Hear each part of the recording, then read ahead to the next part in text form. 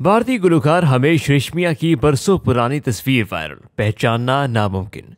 बॉलीवुड को कई सुपरहिट गाने देने वाले गुलकार और म्यूजिक डायरेक्टर हमेश रेशमिया की गुलकारा अलका याग्निक के हमरा एक पुरानी तस्वीर भारतीय सोशल मीडिया पर वायरल हो रही है, जिसे देखकर उनके मद्दाह हैरान हैं, क्योंकि हमेश रेशमिया इस तस्वीर में आज की हमेश से बिल्कुल मुख्तलिफ लग रहे हैं।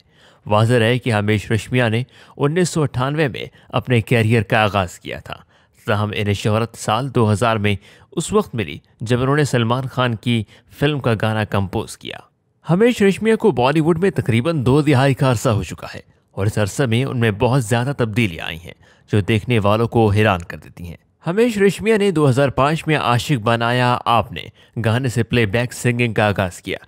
ये गाना बॉलीवुड अदाकार इमरान हाशमी पर फिल्माया गया और इस गाने की उनकी शोहरियत में रातों रात इजाफा कर दिया।